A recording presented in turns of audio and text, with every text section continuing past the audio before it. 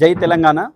ముందుగా తెలంగాణ రక్షణ సేన అధినేత్రి శ్రీమతి కల్వకుంట్ల కవితక్క గారికి నన్ను సంగారెడ్డి నియోజకవర్గ ఇన్ఛార్జిగా నియమించినందుకు ప్రత్యేక ధన్యవాదాలు తెలియజేస్తున్నాను.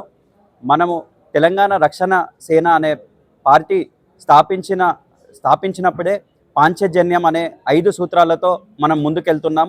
అందులో ఉచిత విద్య, ఉచిత వైద్యం, సామాజిక న్యాయం, తర్వాత యువతకు ఉపాధి, రైతు భరోసా అనే మెయిన్ అంశాలతోని మనం ముందుకెళ్తున్నాం. అందులో భాగంగానే సామాజిక న్యాయంలో భాగంగానే ఈ రోజు వరకు మనము రాష్ట్రంలో 23 నియోజకవర్గ ఇన్ఛార్జీలను ప్రకటిస్తే అందులో బీసీ కమ్యూనిటీకి చెందినటువంటి వాళ్లకు 12, ఎస్సీ వాళ్లకు 5, ఓసీకి 5 మరియు ఎస్టీ సామాజిక వర్గానికి 1 కేటాయించడం జరిగింది. అంటే మనం సామాజిక న్యాయంకి వివిధ పార్టీల్లాగా అదొక స్లోగన్గా తీసుకోకుండా ముందు నుంచే సామాజిక న్యాయం మనం పాటిస్తూ ఇట్లానే అన్ని రంగాలలో అన్ని వర్గాల వాళ్ళకి ఇబ్బంది ఉన్న వాళ్ళకి మనం ఆదుకుంటామని మన కల్వకుంట్ల కవితక్క గారు తెలియజేశారు.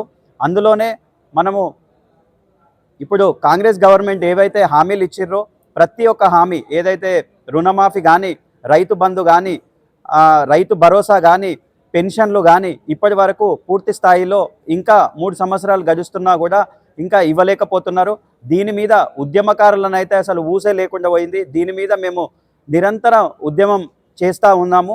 ఇంకా ఉద్యమాన్ని ఉధృతం చేసి దాన్ని సాధించే వరకు మన తెలంగాణ రక్షణ సేన పార్టీ అందరికీ అండగా ఉంటుందని మేము చెప్పుకుంటూ, అట్లానే సంగారెడ్డి నియోజకవర్గానికి సంబంధించినటువంటి ఇప్పుడు ఎలినో కారణంగా భూగర్భ జలాలు నీలమట్టం అయ్యాయి. ఇంతకు ముందే ప్లానింగ్ లేకుండా ఆ వాటర్ అంతా వివిధ జిల్లాలకు మన నిలువ లేకుండా అందరికీ పంపించినాము.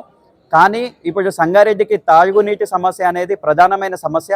ఆ సమస్య మీద ఇప్పటికైనా మన నాయకులు ఏదైతే ఇప్పటికైనా కళ్ళు తెరిచి ప్లానింగ్తో ముందుకెళ్ళి ఈ సంవత్సరము తాగునీటి సమస్య లేకుండా చేయాలని మేము కోరుతున్నాము. లేని పక్షంలో ప్రజాక్షేత్రంలో అనేక ఉద్యమాలు చేసి మేము మా హక్కులు సాధించుకుంటామని, అట్లానే రైతులకున్న ప్రాబ్లమ్స్ కూడా ఏది కూడా రైతులకు ఎలాంటి సపోర్ట్ ఇప్పటివరకు లేదు.